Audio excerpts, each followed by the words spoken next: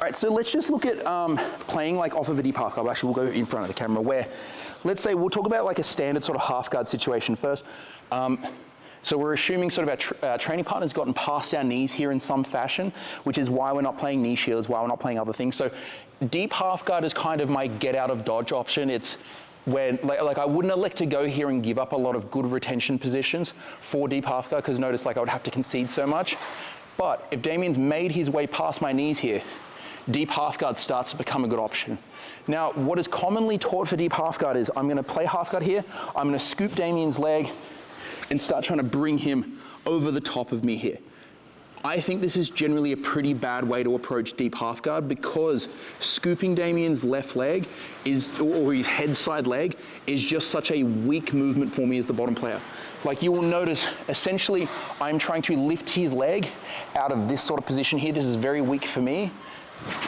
And instead, what I would prefer to do is actually come underneath his other butt cheek here.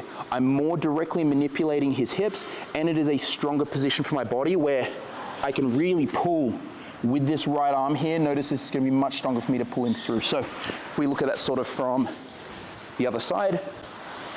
Super quickly, if you're enjoying the video, like and subscribe.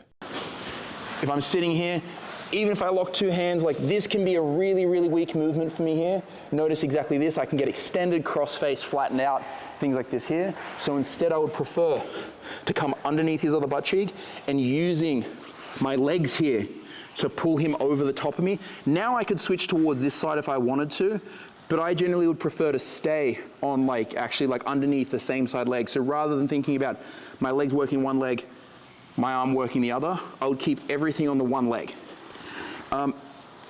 Now, if we come back, we'll just talk about a common thing, just because I feel like some people might look at that and say, okay, well, a common sequence that gets shown is I would scoop this leg here, try and pull him over the top of me, and if he sits back, then I would try and wrestle up in towards him. But you can easily get caught into situations where I can't pull Damien over the top of me, and I can't really sit up in towards him, especially if he has an underhook with his right arm here, where this is going to stop me sitting up in towards him, but he can still sit his weight back and effectively block both.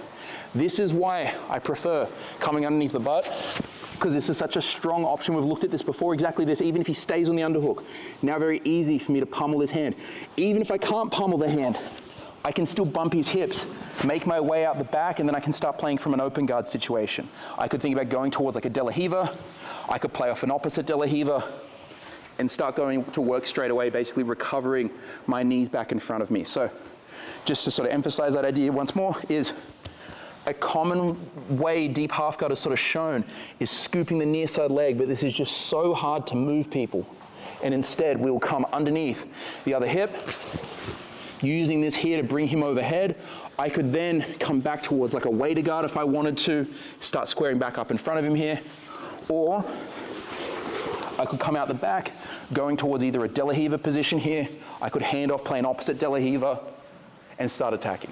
If you're enjoying the content, check out Atomic Dojo, where you get access to online jiu-jitsu coaching. It's over 1,000 videos, you can ask questions and even get feedback on your rolling. Link down below.